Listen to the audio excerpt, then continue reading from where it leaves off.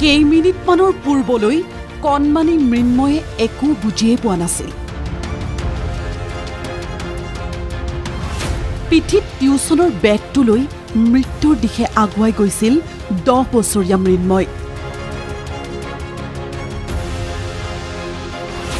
Uncle uncle বুলি মতা মানুহজনে মৃন্ময়ক তুলি লৈছিল বাইকত।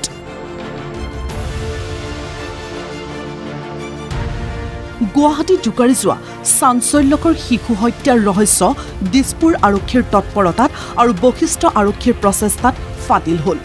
সময় গৈ থকাৰ লগে লগে ঘটনাৰ ইটোৰ পাছত সিটো চাঞ্চল্যকৰ তথ্য আহিছে পোহৰলৈ। পৰকীয়া প্ৰেমিকৰে ফোন লাইনত আছিল মাতৃ। ফোনত থকা অৱস্থাতেই মৃন্ময়ৰ ডিঙি চেপিছিল জিতুমণিয়ে। ট্ৰলি বেগত ভৰাওঁতে ডিঙি ভাঙি গৈছিল কণমানি মৃন্ময়ৰ। হাতৰ আখৰ ধুনীয়া, মৰম লগা চেহেৰা। শ্ৰেণীৰ প্ৰথম মৃন্ময়ক টিউচনৰ পৰা লৈ গৈ প্ৰথমে ভেটাপাৰাৰ এখন গেলামালৰ দোকানত চিপছ আৰু ষ্টিং কিনি দিছিল জিতুমণি হালৈয়ে। বাইকত পেট্ৰল ভৰাই লৈ গৈছিল নিজৰ ৰুমলৈ। ৰুমৰ পৰা ট্ৰলি বেগটো লৈ বশিষ্ঠৰ ইন্দিৰানগৰলৈ লৈ গৈছিল মৃন্ময়ক। তাতেই ডিঙি চেপি হত্যা কৰিছিল কণমানিটোক। সেই সময়ত ফোনত আছিল মৃন্ময়ৰ মাতৃ। মৃন্ময়ক হত্যা কৰি নিখোজ হোৱা দিছপুৰ থানাত জিতুমণিয়ে দাখিল কৰিছিল এজাহাৰ। তেতিয়াই দিছপুৰ থানাৰ ভাৰপ্ৰাপ্ত বিষয়া ভাস্কৰ মল্ল পাটোৱাৰীৰ সন্দেহ উপজিছিল জিতুমণিৰ ওপৰত। আৰক্ষীয়ে জিতুমণিক জেৰা কৰি উঠাই আনিছিল মৃন্ময়ৰ মাতৃ দীপালীকো। আৰক্ষীৰ জেৰাত সকলো ওলাই পৰিল। সেইগৰাকী পাষাণ মাতৃৰ থানাৰ বাহিৰত কান্দোন, ন্যায় বিচাৰি কাতৰ আহ্বান।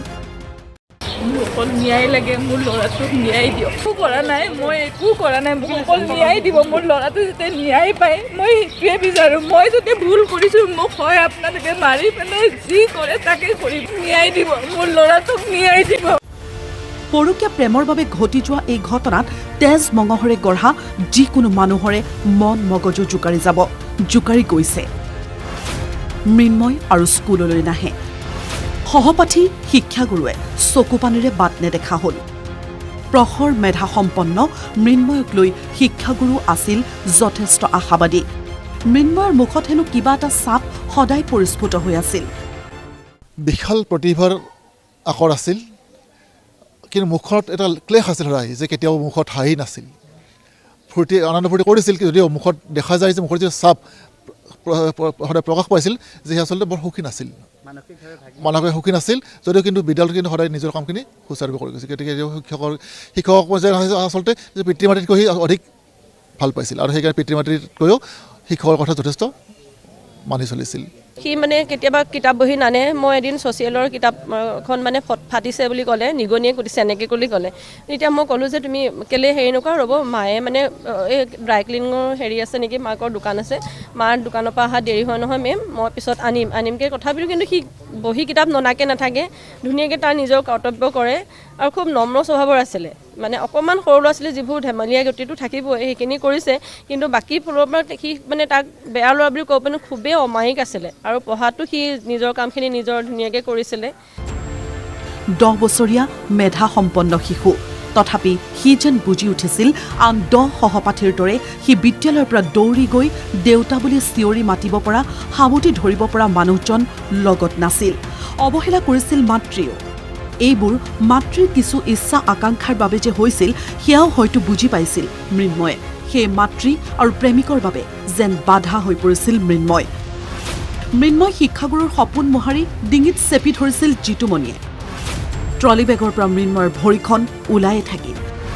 বিদ্যালয়ত শোকসভা, চকুলো মচিয়েই ওলাই গ'ল সকলো।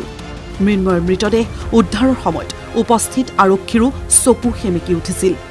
এডিচিপি অনুৰাগ শৰ্মা, এচিপি তপন কলিতা, দিছপুৰ থানাৰ OC ভাস্কৰ মল্ল পাটোৱাৰী আৰু বশিষ্ঠ থানাৰ OC কপিল পাঠক। এয়া কেৱল এটা ঘটনা নহয়, এয়া বাৰ্তা। মোবাইল, ৰীল, আধুনিক চিন্তাই বিশ্বাস আস্থাক মূল্যহীন কৰি পেলোৱা সমাজখনৰ এই স্খলন সঁচাকৈ উদ্বেগজনক।